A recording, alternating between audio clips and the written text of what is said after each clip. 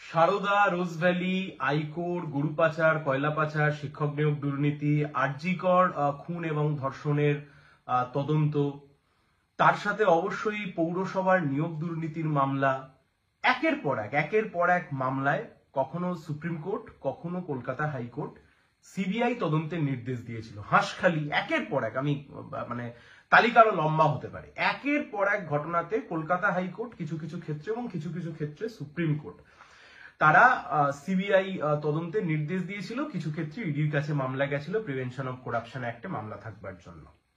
এবং সবচাইতে মজার বিষয়, যতগুলো সিবিআই তদন্ত এই মুহূর্তে আমাদের রাজ্যের বুকে হচ্ছে, মানে তদন্তের নামে ছেলে খেলা যাই হোক যা হচ্ছে, এই সবকটা তদন্তর কোনোটাই কিন্তু তৃণমূল কংগ্রেসের সরকার যে নিজে থেকে সিবিআই কে ডেকে দিয়েছে এমনটা নয়। প্রত্যেক কটা ক্ষেত্রে সিবিআই তদন্তের বিরোধিতা করেছে তৃণমূল সরকার, বিরোধিতা করেছে রাজ্যের সরকার। প্রত্যেক কটা ক্ষেত্রে নয় হাইকোর্টে মামলা হয়েছে, নয় সুপ্রিম কোর্টে মামলা হয়েছে। মজার বিষয়, প্রত্যেক কটা মামলায় মেরিটে শুনানি হওয়ার পরেই কিন্তু সেই মামলাগুলো সিবিআই এর কাছে গেছে অথবা সেই মামলাগুলো ইডির কাছে গেছে।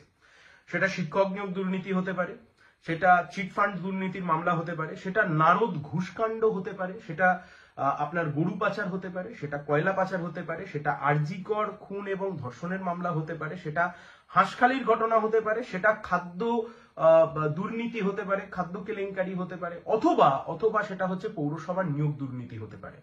এই সবকটা মামলা কিন্তু অন মেরিট প্রথমে হাইকোর্ট অথবা সুপ্রিম কোর্ট শুনেছে, তারপর হাইকোর্ট অথবা সুপ্রিম কোর্টের মনে হয়েছে যে রাজ্য সরকারের পুলিশ অথবা সিআইডি বিভিন্ন ক্ষেত্রে যারা তদন্ত করছিলেন বা কোথাও তদন্ত হচ্ছিল না সেখানে সিবিআই এর তদন্ত করবার স্কোপ রয়েছে, সেখানে ইডির তদন্ত করবার স্কোপ রয়েছে।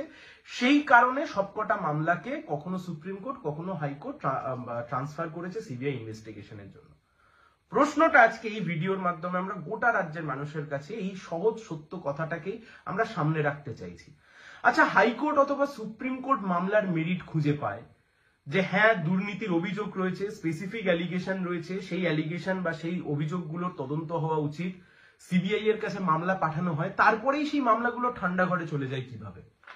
মানে আপনি প্রত্যেক কটা ক্ষেত্রে দেখুন, প্রত্যেক কটা ক্ষেত্রে সারদা, রোজভ্যালি, হাইকোর্ট সবকটা চিটফান্ডের মামলায় খোদ সুপ্রিম কোর্ট মামলা সিবিআই এর হাতে তুলে দিয়ে বলেছিল টাকা বৃহৎ কার হাতে গেছে, who is the big fish here, বড় মাছ এখানে কে রয়েছে, বড় মাথা কে আছে, সিবিআই কে খুঁজে বার করতে হবে। তার মানে মামলায় মেরিট ছিল, সেই মামলায় মেরিট ছিল বলে শোনবার পরে সিবিআই তদন্ত গেছিল। অথচ 2014 সালের সেই সারদার তদন্ত শুরু হয়েছিল, আজকে 2024 সাল, সারদা রোজভ্যালির তদন্ত বিষবাও জলে, তার ট্রায়াল, তার সাক্ষী সবকিছু কার্যত বিষবাও জলে। মদন মিত্র থেকে শুরু করে কুণাল ঘোষ, এখন তৃণমূল কংগ্রেসের নেতা, মন্ত্রী, সাংসদ সবাই মজার সাথে আনন্দে ঘুরে বেড়াচ্ছেন। হেমন্ত বিশ্ব শর্মা সেই সময়তে মুখ্যমন্ত্রী ছিলেন আসামের, পরবর্তীকালে বিজেপিতে যোগদান করবার পরে এখন বিজেপির তিনি মুখ্যমন্ত্রী হয়ে গেছেন আসামের, তিনি নিজে একজন রোজভ্যালি কাণ্ডে অন্যতম অভিযুক্ত।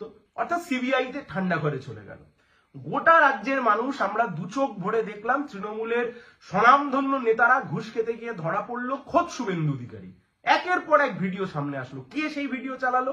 সেই ভিডিও সামনে চালালো বিজেপি নিজেদের পার্টি অফিস থেকে। কলকাতা হাইকোর্টে মামলা হলো, সেই মামলার রায় হলো, সিবিআই কে তদন্তভার দেয়া হলো। সেই মামলা আজকে বিষবাও জলে। শুভেন্দু বাবু আজকে নিজে বিজেপির নেতা এবং রাজ্যের বিরোধী দল নেতা। অন্যদিকে আপনি দেখুন শিক্ষক নিয়োগ দুর্নীতির মামলা। শিক্ষক নিয়োগ দুর্নীতির মামলায় আরো সুন্দর ঘটনা। শিক্ষক নিয়োগ দুর্নীতির মামলায় বিশাল বড় দুর্নীতির তালিকা, বিশাল বড় দুর্নীতি। খোদ শিক্ষামন্ত্রীর বান্ধবীর বাড়ি থেকে কোটি কোটি টাকা উদ্ধার হলো। রাস্তায় বসে হবু শিক্ষকরা তারা লড়াই লড়লেন, তারা লড়াই আন্দোলন করলেন। কলকাতা হাইকোর্টে মামলা হলো, সুপ্রিম কোর্ট অব্দি সেই মামলা গেল। সেই মামলাতে তদন্তভার গেল সিবিআই এর কাছে। আদালত কার্যত গুঁতুনি দিয়ে দিয়ে শিক্ষামন্ত্রীকে সিবিআই এর কাছ অব্দি পাঠালো, গ্রেপ্তার করলো। সিবিআই ইডির কাছ থেকে গতকাল জামিন পেয়ে গেছে, সিবিআই এর কাছ থেকে পার্থ চ্যাটার্জি জামিন পাওয়া কার্যত সময়ের অপেক্ষা। আজ অব্দি শিক্ষক নিয়োগ দুর্নীতির মামলার কোনো এসপার ওসপার কিছু হলো না।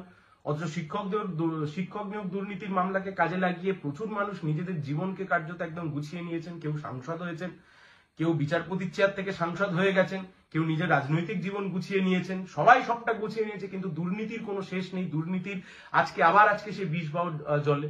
আরজিকর তদন্ত, খোদ কলকাতা হাইকোর্ট যে মামলার শুনানি করতে গিয়ে সিবিআই এর কাছে তদন্তভার তুলে দিয়েছিলেন দেশের সুপ্রিম কোর্ট নিজের সুমোটো আঙ্গিকে সেই মামলা নিজের কাছে নিয়েছিল। কলকাতা হাইকোর্ট যখন পুলিশি তদন্তের ওপর ভরসা রাখতে পারেনি তখনও সেখানে মামলার মেরিট ছিল বলেই সেই তদন্তভার সিবিআই এর কাছে গেছিল। অথচ দেখুন মমতা ব্যানার্জির পুলিশ যে ওই সঞ্জয় রায় একজনই অভিযুক্ত, একজনই এই ঘটনা ঘটিয়েছে বলে প্রথম থেকে দাবি করে আসলো, সিবিআইও কিন্তু বকলমে কার্যত বুঝিয়ে দিল যে হ্যাঁ কলকাতা পুলিশ বা মমতা ব্যানার্জির পুলিশ যা তদন্ত করেছে, যা বলেছে, যা এতদিন বলেছিল তা ঠিকই বলেছিল, তারাও কার্যত হ্যাঁতে হ্যাঁ মিলিয়ে দিল। তাহলে সিবিআই তদন্তের প্রয়োজনীয়তা কোথায়? বা সিবিআই এর উপর মানুষের যে ভরসা, সিবিআই এর উপর মানুষের যে আশা, সিবিআই তদন্ত যখন কেউ চাইছে তখন সে ভাবছে একটা ইম্পার্শিয়াল ইনভেস্টিগেশন এজেন্সি হবে। এটি ইম্পার্শিয়াল ইনভেস্টিগেশন এজেন্সি একেবারে বিজেপির তোতা পাখি, যেমন তোতা পাখি কারোর বিরুদ্ধে কাজে লাগাচ্ছে তেমন ভাবে তৃণমূলকে বিভিন্ন ভাবে বাঁচাচ্ছে। আপনি অজিত পাওয়ারের ক্ষেত্রে দেখুন, মহারাষ্ট্রে যার বিরুদ্ধে হাজার হাজার কোটি টাকার দুর্নীতির অভিযোগ, তিনি বিজেপিতে গিয়ে যোগদান করলেন, তিনি সমস্ত ক্লিন চিট পেয়ে গেলেন, তার সমস্ত সম্পত্তি ফেরত পেয়ে গেলেন। অর্থাৎ এই গোটা তদন্ত ব্যবস্থাটাকে বিজেপির সরকার কার্যত, আপনি মানুন না মানুন তাতে কিচ্ছু যায় আসে না। আমি যদি হঠাৎ করে এখন বলি না কালকে সূর্য উঠবে না, তাতে কি সূর্য ওঠা বন্ধ থাকবে? তাতে তো সূর্য ওঠা বন্ধ থাকবে না। আপনি মানুন না মানুন কিচ্ছু যায় আসে না।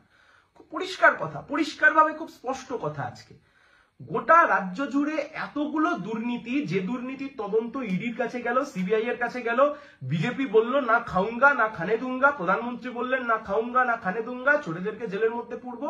আজকে কোথায় কি খুন, ধর্ষণ, দুর্নীতি, একের পর এক নেতা যাদের জেল খাটবার কথা, সবাই আজকে লাটে জামিন পেয়ে বেরিয়ে চলে আসছে। এবং সবচাইতে মজার বিষয়, আরজি করের মতো সেন্সিটিভ ইস্যুতে চার্জশিট পেশ না করতে পারবার জন্য আজকে সন্দীপ ঘোষ বেরিয়ে চলে আসলেন, অভিজিৎ বাবু বেরিয়ে চলে আসলেন।